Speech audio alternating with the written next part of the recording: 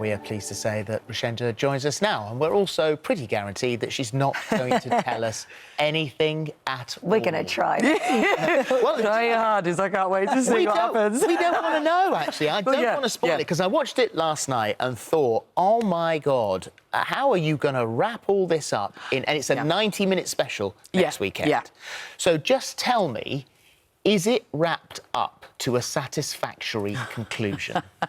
It will certainly have some form of conclusion, but as I'm sure you're all aware, there's still another series to go, and there's lots of details. Will we find out who H is next weekend? I cannot tell you that! Well, come on! There are so many theories, and I think that's what part of the viewing pleasure of it is, not just watching what's happening on screen, it's discussing and talking and trying to work it out for yourselves. And right from the get-go of when she first appeared on screen, and you had the ambush with the police officers, there was the 4 of them and 3 of them was killed, and she let the lady go, didn't she, essentially? Yes. So right from the get-go, you're kind of thinking, how bad is she? Is she an undercover cop herself? Is she actually the good guy?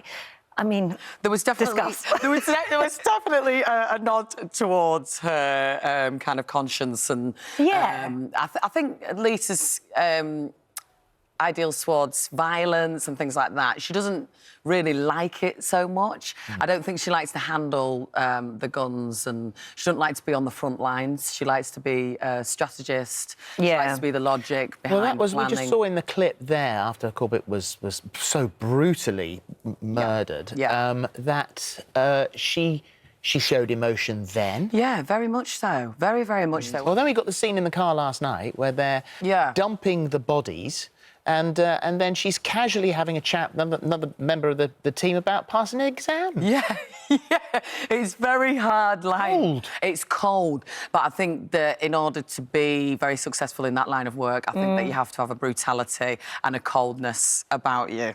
You know, there's lots of kind of throwbacks. I mean, last night particularly to series 1, and there was John Corbett's body when it was discovered. It had parts of Jackie Lafferty's body in there, and that was from series 1. Yes, so you're kind of beginning to think, oh, is there a connection? Is there a throwback from that? A lot of people are thinking that your character is actually the love child of DCI Tony Gates and her. I mean, have you heard of that? Is that something? I have heard of that. That's a really prominent rumour going around, and I like that rumour. I mean, I can't... It was a good idea. Yeah, it's a great idea. We'll have to talk to Jed, but I can't say about that. Well, the bookies' favourites, Ted he's second at 5-2. Oh, amazing. Jill Bigelow, who made that sudden reappearance. Yeah, why has she come back? That's so she's odds on 9-4 for Jill Bigelow. And she's always there. She knows everything. Vicky McClure's character Kate is H. That's another one that's been set up. Oh, really? Oh, I've not heard that yet. Haven't you? Yeah, no, I haven't heard. Which means it's not that. That's obviously. And that you are indeed the undercover agent. So. Oh, okay. You obviously know who H is. Obviously, you must do. You can say yes to that. No, I can't. Do you not know who H is?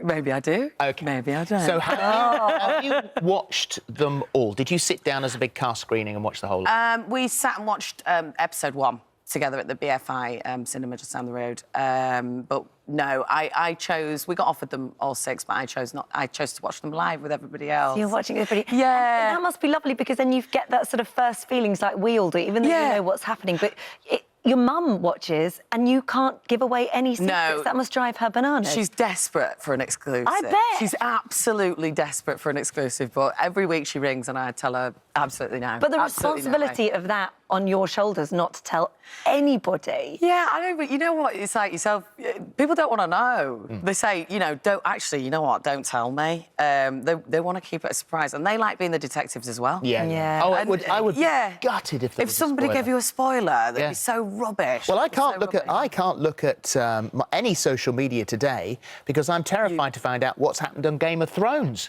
Yeah, I'm the same. Yeah, I missed it last night. Yeah. So you're working with the same team. as Game of Thrones? Yes, there's a few props guys that came over because it's all shot in Belfast. Obviously, Game of Thrones, a lot of that is shot in Belfast as well. So the props, any of the prosthetics and things like that were done by the Game of Thrones. So that gory bit when he had his throat and you slit. could tell, can't you? Because it was, I mean, unbelievable. I've used the word stunning, but it was well done. It was well done. So tell us the story behind that. Also, it was a bit of a night shoot, and we'd all had kind of the prawn curry at lunch. Well, we call it lunch, but because you're offset with doing night shoots, and we all started to go a bit pasty and a bit kind of sweaty, and we were like. I said to Stephen, I was like, "You all right, mate?" And he was like, "Oh God, I know. I feel a bit rough, mate. You know what I mean?"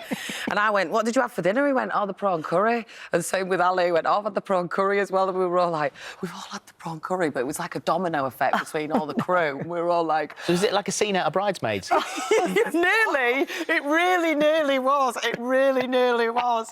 But you got to keep it together because you got to keep, you know. How do you you did very well. Adrenaline, and I was actually quite surprised that you couldn't tell. No, that sort of scene where it was all quite intense anyway. Beads of sweat on your brow. Bless the makeup girls. They did a tremendous job, an absolutely brilliant job to hide it, yeah.